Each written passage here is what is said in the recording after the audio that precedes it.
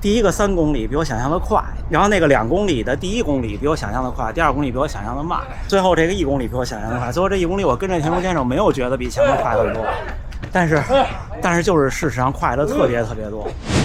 哎，大家伙早喽！5月28号星期三，现在刚5点半过一点点，已经热身了6公里，对。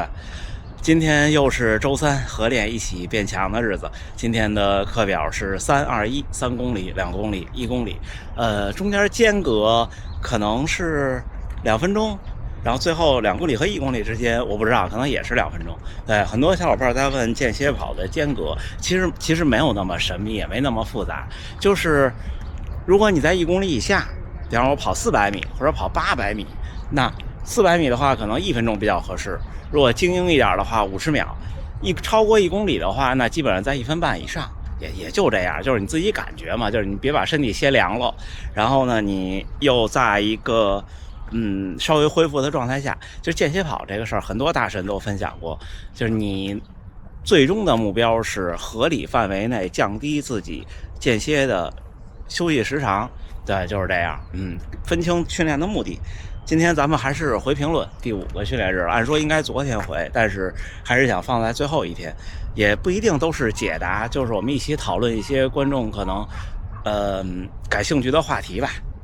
这喷水池又开始检修了，看没？又给围下来。他这老定期检修，很少能看到他喷水，因为他基本上都早晨可能7、8点之后才通电才往外喷。看今天好天气，今天在等着集合的时候，咱们就聊一聊，一会儿看看我们的321。有观众在聊说，步频怎么能刻意的练？我觉得我的观点是，步频不需要刻意的练，就是它是你身体的一部分。你们看专业运动员也是各有各的频率，不管是身高高的还是身高矮的。但是不可否认的说，身材高的小伙伴，那步频就是会慢一些。所以你们看，像专业的马拉松运动员，最后练成精英，能去世界大赛拿名次的，很少有太高的人，对不对？这没办法，所有运动你最后竞争到头，它都是选材的。但是作为普通人来说呢，高一点矮一点，其实真的不需要太纠结。你身材高大，然后步幅大步频低，那就低呗。就唯一我觉得可能需要注意的就是，如果你有很明显的跳着跑，怎么判断呢？找人给您拍一段，您不需要问我，找人给您拍一段，比任何监控设备都准确。您一看，哎，你这跑起来好像跟大跳似的，那就稍微调整一下，没有什么秘诀，我也觉得不需要刻意的解决。然后有小伙伴问说，高驰手表的写的那个 LT 就是乳酸阈值是 LT1 还是 LT2？ 我跟您说，所有的手表现在告诉您，如果它用乳酸阈值或者写了阈值，都是 LT2， 因为 LT2 是比较容易准确通过你的运动表现测得的。就其实都不用手表，比方说你现在恢复好了，准备好了，你就跑吧，全力以赴的跑，用你能坚持下来的最快速度去跑。如果你这能连着跑到6公里以上、8公里以上，那差不多这个配速就是你的 LT2， 就是你的乳酸阈值。所以一般手表都测这个。现在我好像还没有平台可以，它都是推算出你的 LT1， 但是好像还没有测得的。但是我咨询过专业的小伙伴，说是可以测得的。我们期待未来科技的进步。就说到科技进步，有好多有意思的东西。最近我看了一个，就夏天有那种测核心体温的那种，就是运动中。还有你看我其实咱们这频道我总说，我都说的是经验不是科学，但是其实我挺数据化的。就你看，包括实时血糖，包括去实验室测最大摄氧量，包括去高驰测 LT1、LT2， 包括现在我又在看各种有意思的东西，还有 Stride 这种我不客气的说，我觉得可能我真的是中文跑步自媒体里做的比较早的，就是接触的比较早的。就是有时候我们讨论科学的时候，或者讨论是不是数据党的时候，也是要，我觉得具体事情具体分析吧。就是每个人对待一个事情认真的方式不一样，所以大家看看我有没有在夏天有机会，包括之前看过那个汗液传感器，这些我其实都挺感兴趣的。然后有小伙伴抛出一个观点，不是问题，我觉得说的特别对，就是听了李丽教练的播客，信哥的信口开河，还有我的那个反馈的节目，就说大众和精英是不一样的，说的特别对。就是大众选手有的时候的训练方式和生活方法，其实照搬精英选手的是，我个人认为是不一定合适的。这反正是我的真心话。你要现在问我说1、2、3、4、5哪几条不合适，应该怎么样，其实我不一定说得出来。但是就是这样。我觉得任何运动项目，大众和精英都是两种不一样的训练和比赛方式。所以不一定说你去学精英那样，因为普通人你会面临更多的问题。而且现在一开始说到步频这个事儿，那我们没有经历过选材，我们就没办法，对不对？你说经历过选材是怎么回事？比如你们听李丽教练那个播客说他最后怎么去决定在黑马入选的时候怎么决定选谁不选谁，其实人家说的特别明白，就是看你跑。就像我有时候会说，我其实跑得挺快的，我是跑得挺快的，但是我肯定不会被选上的，因为我的那个跑得快是不精英的，我只能把步频从190提到210去完成一个更快的训练，然后我跑起来也不够好看，也不够经济，然后再加上年龄受限，对不对？但是你说练一个项目，尤其是这种耐力性的项目，你没有个3、5年、7、8年，你能达到那个程度吗？不能。那作为我们普通人来说，首先在时间上你就输了。很多人可能都是30岁左右，身材发福了，然后或者身体状态不好了，体检脂肪肝了，开始去跑步，然后越来越喜欢，练到35、6岁变得挺强的，算是业余精英。那你已经没有任何的机会再去走那个专业的路了，你只能在咱们业余爱好者的路上走得更远，对不对？你去和那次上海那个黑马选拔那么多优秀的大学生，21、22岁的小伙子去竞争那个名额去，然后去拼你的天赋去，本身就是不理智的，我觉得。对，我觉得错过了，他就是错过了。这一生干好多其他的事情都可以很精彩，对不对？然后最后一个话题，咱们留到训练之后，就有小伙伴在说，看你的这些年的节目，跑姿是有了长足的进步。这我不谦虚了，我也是这么认为的。而且我觉得就这周咱们的会员频道会连发3期，因为哔哩哔哩说希望在月底之前能多发出2期来，所以我会密集制作一下。在这个月的最后一期，就是这周末的这一期，我会跟大家分享我这些年的跑姿。可能最早的视频也许能追溯到2015年，看我能不能在相册里找到。对，我用那个iPhone， 用苹果的 iCloud， 那时候还叫Photo Stream， 对不对？那时候还靠备份，我全都留着呢。我找一找，然后给大家看一看，从我刚开始跑步到我能在北工大的操场上跑间歇，到马拉松第一次被拍到跑2小时44，到在之后的这些，我们拍了这么多视频，给大家分享一下跑姿的事情。今天咱们先简单聊2句，好吗？人越来越多了，我们准备集合看。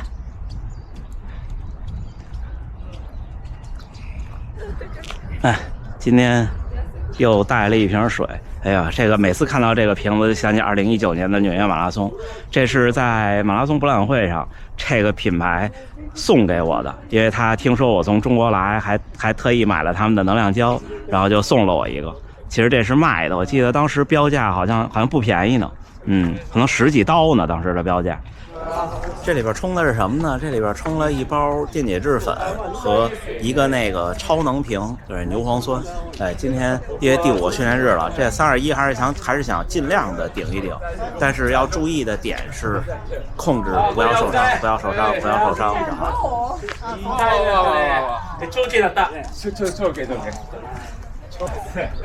喝一半，一会儿第一个3公里回来再把这个喝掉。你准备集合照相热身。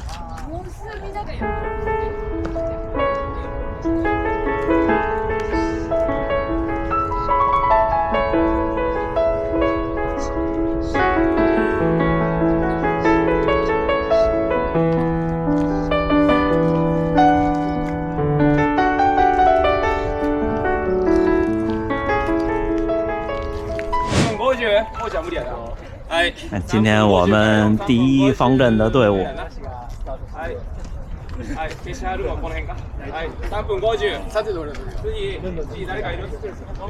后边第2方阵的队伍。じゃあ先頭行くよ。順番にもう行くよ。はい。3、2、1、はいどうぞ。走。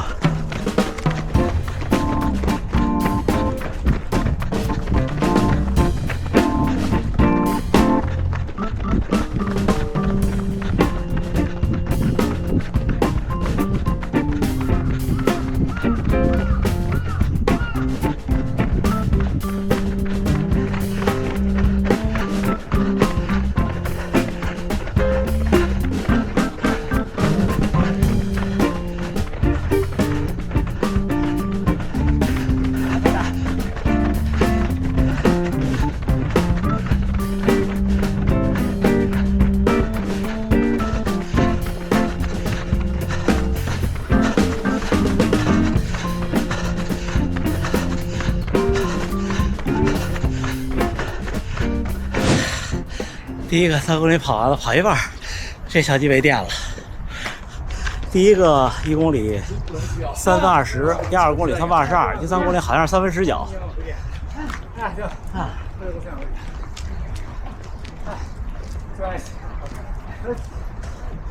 喝水。休息3分钟。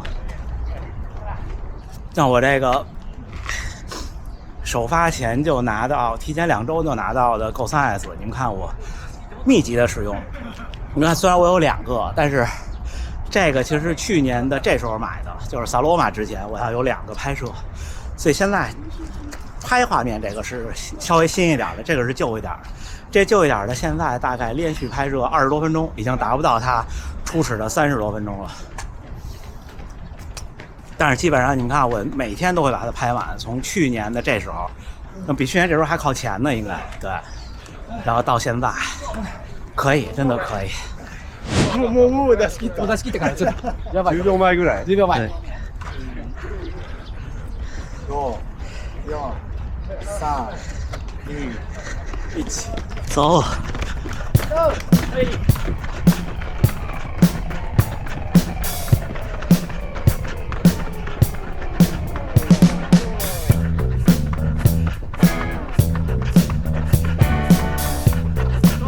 到。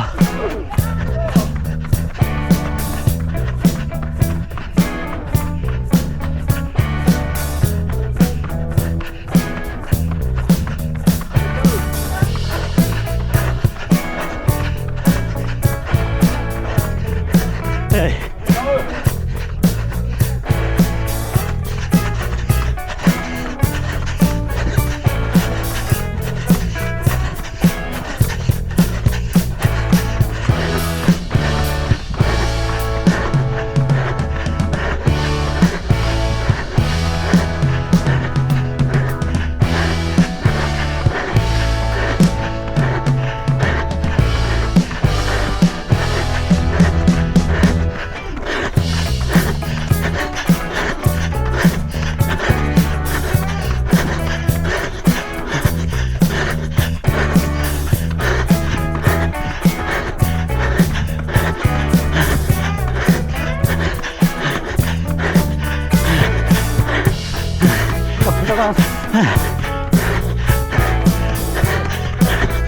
哎，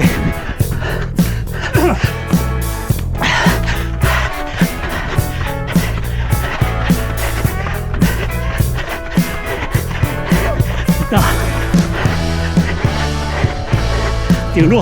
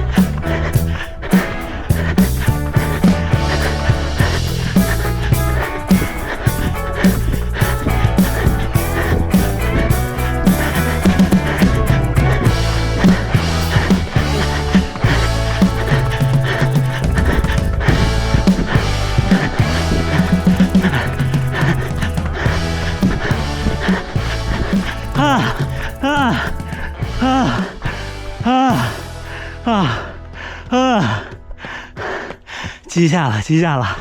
啊啊！ありがとう田中さん。ありがとう。啊！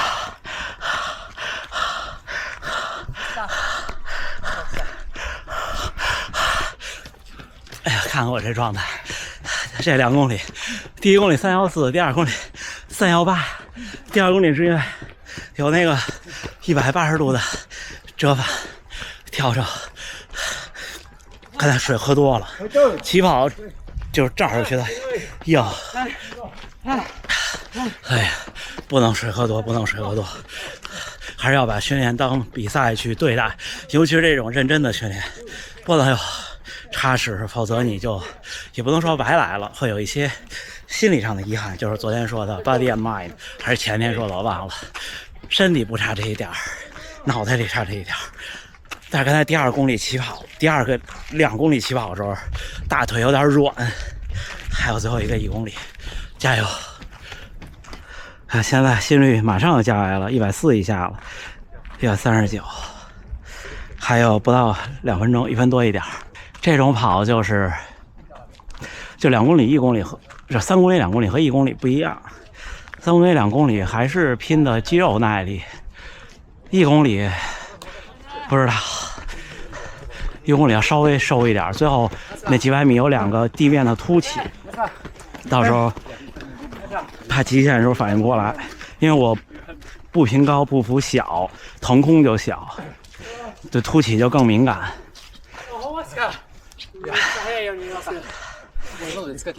哎，もう使い切ったってさっきも聞いた。1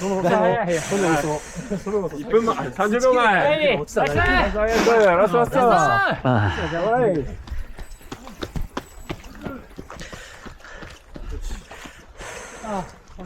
この勢い出しよう。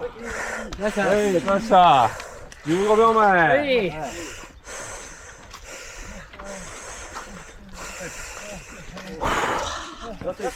い。3、2、1、よーい。はい。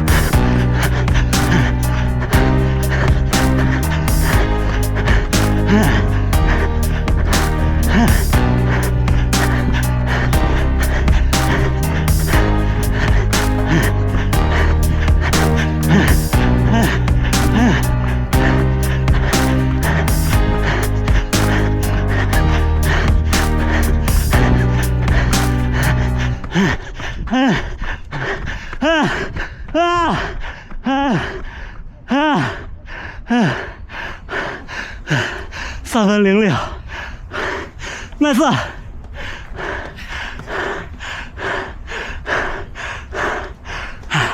ナイスは山田さん。ナイスは牧さん。ナイスは水沢さん。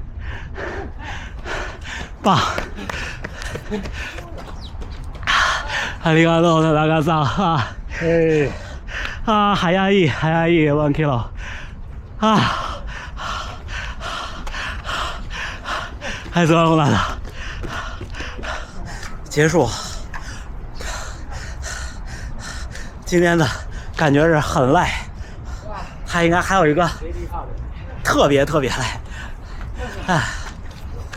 想起有意思的事儿，高驰小伙伴们跟我也讲过一个故事，说做日本这边的系统，说日文太长了，然后这小屏幕翻译不下来，还特有意思，给大家看看分段数据，抓紧。一共跑了6公里多，加上组间休息。第一个3公里的平均配速是3分19，之后这个2公里的平均配速是3分18，最后这1公里3分06，可以。说实话，第一个3公里比我想象的快。第一个3公里我的预想可能是3分22左右，然后那个2公里的第1公里比我想象的快，第2公里比我想象的慢。然后最后这个1公里比我想象的快，最后这1公里我跟着田中先生没有觉得比前面快很多，但是就是事实上快的特别多。你想，比之前最快的1公里单公里还快了8秒，我这个在1公里8秒挺长一段距离了，好几十米了，是不是？看汗滴的哦。行，一会儿咱们再聊。看地上的汗。